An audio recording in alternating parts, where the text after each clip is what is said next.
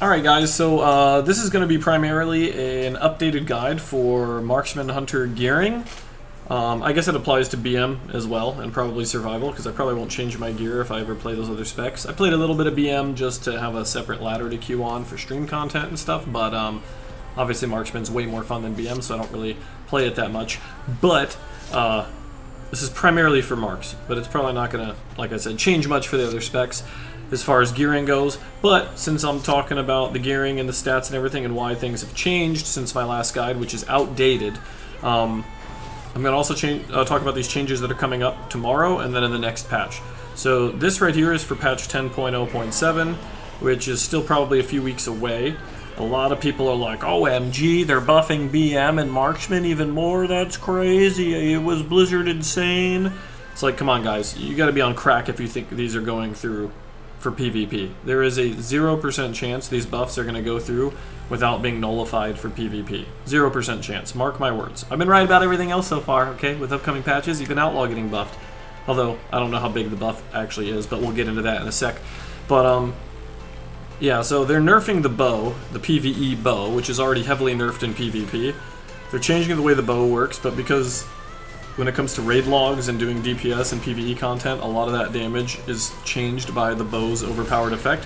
They're totally changing the bow's effect, and it's just going to make auto attack damage increase instead of auto attack speed, which was for some reason also increasing cast speed on things like aim shot. So because the bow is a significant nerf for those who have the bow, they're going to be doing compensation buffs in PvE on top of that. 90 to 100% of these are going to be undone in PvP, I promise you. So don't worry, they're not going to be buffing the crap out of us for this. So just now that we've covered that, moving on to the next patches that are coming up. Tomorrow, actually, February 28th for NA. So we're going to ignore these for the most part. I think they're actually buffing Ellie a little bit, I think. They're not undoing these in PvP. They're buffing stamina overall from the PvP trinket set bonus by 40%. Now this doesn't mean everyone's health is going up by 40%. That's just the stamina bonus on the trinkets. So I don't know how much it's going to be. People have mathed it out. I'm bad at math, so they were saying it's going to be like 15 to 20k more HP per person. I don't think that's going to make a huge difference. It's just going to be easier to react to a really high burst. Now, these marksman changes are actually good, even though it is more of a nerf than a buff. I still think it's reasonable because currently our kill shot procs are our hardest hitting ability, and it's an instant cast. And sometimes you can get really good RNG and streak proc them back to back. You know, you might proc one off a rapid fire, and then the next aim shot you proc one, and blah blah blah. And they can hit really freaking hard, especially on cloth and leather. So when it comes to, like, for instance, why we're so good against mages, a lot of that is because the kill shot procs, like, chunk the crap out of mages especially hard. And the problem with the kill shot proc doing so much damage compared to our normal damage rotation is it's a lot harder to counter or predict because it's a random RNG instant cast proc. It's easier to anticipate damage from an aim shot or from a rapid fire trickling in over 1.7 to 2 seconds. It's a lot easier to counter that because it's more telegraphed, and this is the direction they should be going with as many classes as possible. You know, the damage that's part of your regular rotation, the things, especially the things that have casts, for those few classes that actually cast stuff, should be doing more damage than the random instant procs.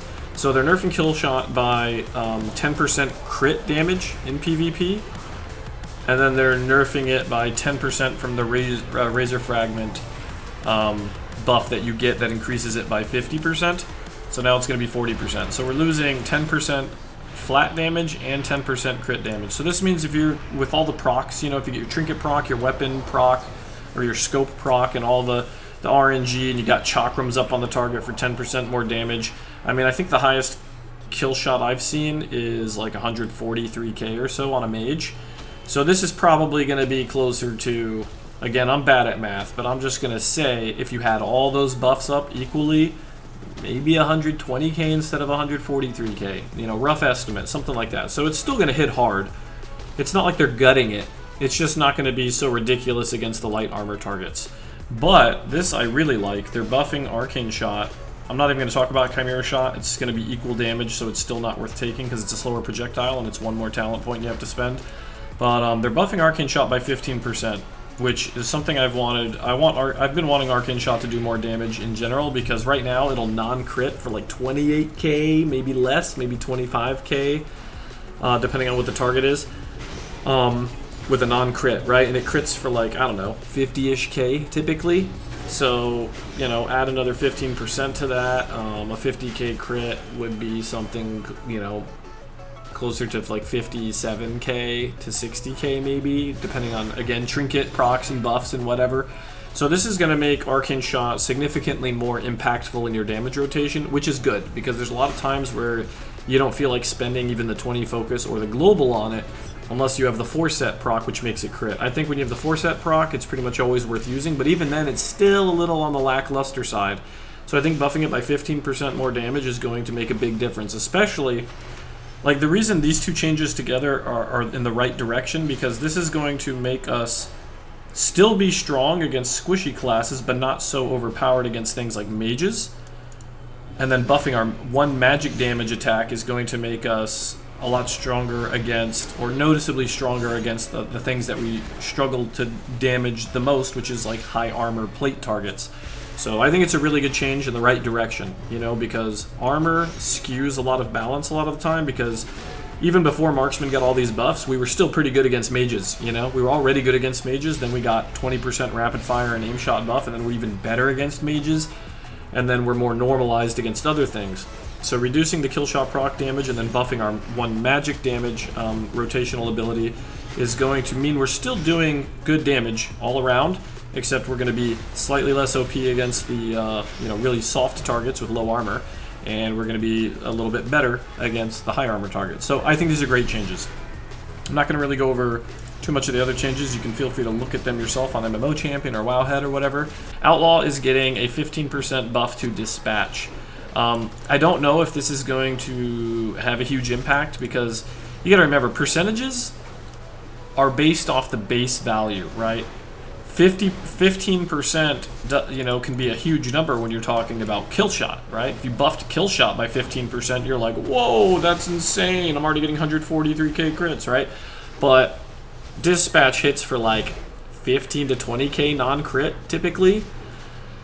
And it crits for, like, I think the highest Dispatch crit I've seen is probably 40k, you know, on cloth or leather, maybe slightly more, 42, 43k, something like that. I can't, you know, say off the top of my head for sure, but it's a really weak ability. It feels bad to, you have to spend combo points to reduce your, you know, cooldown reduction for Outlaw, but it feels really bad to press Dispatch. So I think Dispatch is the #1 place they should be buffing us.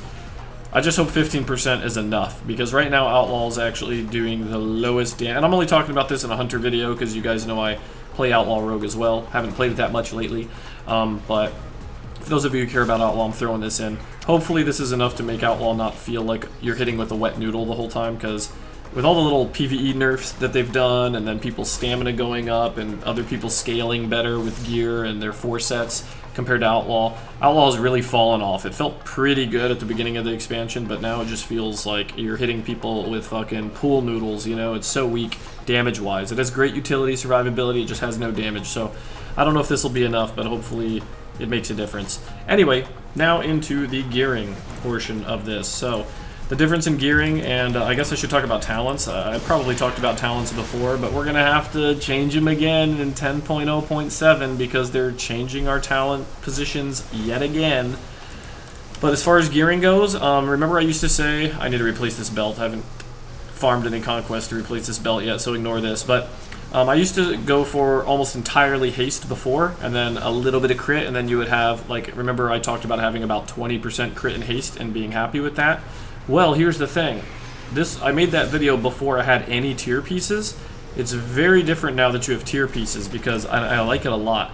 Now you can still maintain 20-ish% crit and haste, but also get a lot more mastery, because you can drop some versatility. So see, my versatility is like 24.3% verse, and a lot of people ask me, like, don't you think that's too low? We're so squishy. Dude, taking 2 to 3% less damage from, you know, versatility is not going to make you more survivable. The offensive stats are way more worth it. I swear 2 to 3% damage reduction will never save you. It will never matter. But doing big-ass damn will win you games. So, I wear actually all 5 tier pieces, and the reason why is because they all have the stats I want over versatility. Helmet has crit and a lot of mastery. The shoulders have verse and mastery. Haste and mastery on the chest, a lot of haste, which I like, and then crit and haste on the gloves, and then crit and haste on the pants. So just wearing the tier set, I can get the amount of crit and haste that I want. Roughly 20% of each is where I find the sweet spot. But then I can also pretty much take every other piece as a mastery piece. Belt, you can only get crit or haste, sadly, so I'm going to get the haste belt when I upgrade this. Neck, I've already had the haste one for a while. I still like to maintain a few haste pieces. So I have haste bracers, haste neck, and then haste belt, and then of course the crafted boots, and then the ring. And besides the tier set, that's my only haste pieces, right? I don't have a single dedicated crit item except the weapon because you have no choice. The only crit I'm getting is from passive talents and from the tier pieces that have crit, and that's more than enough, right? Everything else you should gear for mastery. Gem mastery, socket mastery, any pieces that can be mastery pretty much get mastery. I have the cloak with the mastery, the ring with the mastery, and then of course the tier pieces that have it. Now the only difference is some people will get 0 haste pieces and they'll just replace like the neck and the bracers. So I could replace the neck and the bracers with mastery and get a little bit more mastery and get a little less haste. However, I think replacing these 2 items won't actually make a difference. You know, you can also replace the haste ring with the blue mastery ring, but then you're losing overall stats, and I'm not a big fan of that, especially just because I think haste is still good to have. So I end up having 25.8% damage done from mastery, and then I still maintain a great amount of haste and crit. Now, if you fiddle with these stats slightly, if you want to get a little bit more verse and a little bit more mastery and a little bit less haste, that's fine. You do you. I love having around 20% haste. It feels good to have fast globals, but if you want to get a little bit more damage instead of haste, I still think if you have 17% or more haste, that's a good number. Honestly, though, it seems crazy. Like the difference between 17 and 20% haste, you would think you wouldn't feel it, but I do. I do feel it a little bit, and I definitely always feel good when I have that 20% haste mark. But I don't think it's going to ultimately make that big of a difference. I also am lacking a few sockets still. I don't have the belt socket or the helmet socket. I think that's all that's left, right? Belt and helmet. So I'll get a little bit more mastery from gem sockets as well, and a tidbit of haste. But yeah, that's mostly how I gear now. And I don't use the BM trinket because I'm rarely the kill target, and when I am the kill target, it's usually you get overkilled so hard inside of a stun that a BM trinket won't even fucking matter. And the amount of haste you get from the trinket is nice, plus the damage proc is up so often. I definitely think this is the go-to trinket. Just really increases consistent damage and gives you that consistent haste. As far as talents go, I think I talked about this in one of my previous videos regarding the patch about marksman buffs, but I'll show you again. This is the build I've been running. And the reason I like it, even though, yes, you waste a point, everybody keeps asking me, why do you put a point in Lone Wolf if you don't use a pet? And I hate having to answer this question because it's super obvious. The answer is super obvious. It's obviously because I want 10% crit, which is a lot of crit from talents that you don't have to gear for. And Lone Wolf is just in the way. And if I took that point out of Lone Wolf and Hunter's Knowledge, you know, what am I going to get out of it? You know, it's not like I'm going to get anything incredible. Like if I took these points out, all I could get by taking these out really is like, and I could get rid of this maybe and get that instead, but I'd rather, I consider salvo to be quite unreliable these days. Sure, if people stack up and they stay stacked up and the explosive hits 2 targets at the same, like both explosives hit both targets and they crit, yeah, it's a lot of burst damage. But here's the thing, that almost never happens. People are so mobile and there's so many stupid pets that pets often soak them up and then, you know, the pet runs away from the players and it never hits a player anyway. I've just become so jaded about salvo because when the stars align, it's amazing, but the stars rarely align, so I consider it highly unreliable. I'd rather just have fully... Also, I don't like uncontrollable DPS like AoE. I don't like Arctic Bola because it can break traps.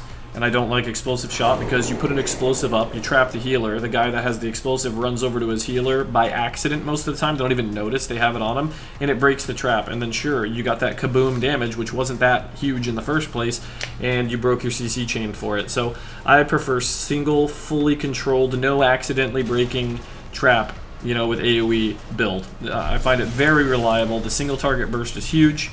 You have really high crit chance. I have like 20% base crit plus 10% extra on my rapid fire and aim shot, so I'm critting a lot. and then, you know, your kill shot already has a 40% crit chance. It's a really strong build, and it feels great. So highly recommend. Now, after they nerfed Unerring Vision, I was saying how calling the shots might be worth taking more often, because they did nerf the crit damage bonus. However, I find that most arena matches are so short that Unerring Vision is still worth it, because realistically, with how much you're getting CC'd in arena and how much you're using traps and stuff and non-damage global spending focus, you're not casting an infinite amount of aim shots in arena typically, because you're getting LOS'd, you're getting CC'd, you're having to kite, you're having to throw traps and use a bunch of focus costing globals. That realistically, calling the shots is only going to take about 20 to 30 seconds off of your true shot cooldown, which could be good if games tended to last a minute and a half-ish on average, right? But a lot of arena matches straight up end before a minute and a half, you know, whether it's solo shuffle or ranked 3v3. A lot of matches end in the 60 to 90 second range where it would hardly matter, you know? And then if the arena match ends up lasting 20 or 30 more seconds, you get true shot back anyway with the increased crit chance and crit damage. So I still think Unerring is currently better with how fast-paced the game is. Calling the shots might have more potential if the meta ever slows down significantly. But yeah, so that's my take on these on the talents and the gear. Anyway, there you have it. Hope you found this video useful. For those of you who keep asking about the gear and why I changed my gear, I know it's very different because I was avoiding stacking mastery at the beginning because I was really concerned about having enough haste, but with the tier set, you can have your cake and eat it too. So, eat your cake, mother. Anyway, thank you all for watching, and I'll see you next time.